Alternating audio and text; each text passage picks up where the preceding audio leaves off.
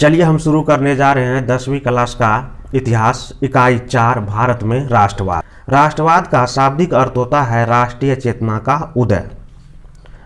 अब 19वीं शताब्दी के पूर्वार्ध तक जो भारत थे वे छोटे छोटे राज्यों में विभक्त था। उस समय भारत को एकता के सूत्र में बांधने वाले तत्वों का अभाव था। भारत में सामान्य व्यवस्था का अभाव था। राष्ट्रीय एकता में कमी का अर्थ है उस अनुभूति का अभाव जो भारत में रहने वाले सभी लोगों को समान लक्ष्य एवं समान सरोकार से जोड़े। इनका तो पूरी तरह से अभाव था। 19वीं शताब्दी में राष्ट्रीय चेतना का उदय मुख्य रूप से अंग्रेजी शासन व्यवस्था का परिणाम था।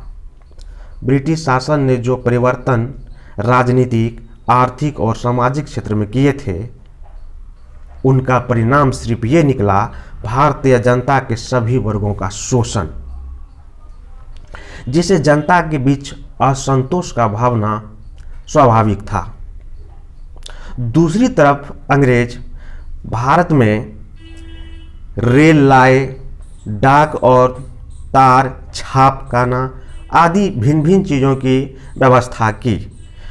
इनका विकास एक सुचारू प्रशासन चलाने के दृष्टिकोण से किया गया। अब हम चलते हैं राष्ट्रवाद के उदय के कारण की तरफ। अब देखते हैं कि राष्ट्रवाद का जो उदय हुआ, इनके पीछे क्या कारण थे। भारत में राष्ट्रवाद का उदय विविध शक्तियों और कारणों के संयोग का परिणाम था, जिसे हम कई वर्गों में बांट सकते हैं। अब पहला वर्ग है राजनीतिक कारण।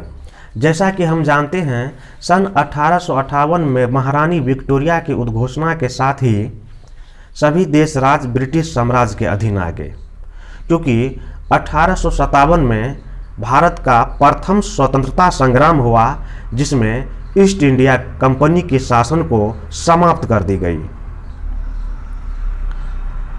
और इस घटना ने कुछ हद तक भारत को एक राष्ट्रीय स्वरूप प्रदान किया। उसके बाद भारत में राष्ट्रीयता की लहर दिन प्रतिदिन दौड़ने लगी, जिसको कुचलने के लिए सरकार ने कई दमन चक्र चलाए। और सन 1878 में तत्कालीन वायसराय लॉर्ड लिटन ने वर्नाक्युलर प्रेस एक्ट पारित किया। अब यह प्रेस एक्ट क्या है समझिए। ऐसे समझते हम वर्नाक्युलर प्रेस एक्ट के बारे में। देखिए, वर्नाक्युलर प्रेस एक्ट एक ऐसा एक्ट था जिसके तहत किसी भी जो भारतीय पत्रकार हैं, मीडियाकर्मी हैं, वे ब्रिटिश हुकूमत के प्रति कुछ छापे नहीं, यानी कि वो बगावत पर नहीं उतरे।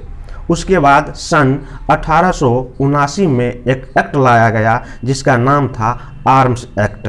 अब देखिए ये कैसे क्या था ये आर्म्स एक्ट। आर्म्स एक्ट के तहत कोई भी भारतीय अस्त्र और शस्त्र नहीं रख सकते हैं। यानी कहने का तात्पर्य यह है कि अगर कोई भी भारतीय अस्त्र या शस्त्र अर्थात किसी भी प्रकार का अगर वो हथियार रखता है तो उसे 1879 आर्म्स एक्ट के तहत उन्हें सजा दी जाएगी। सन 1883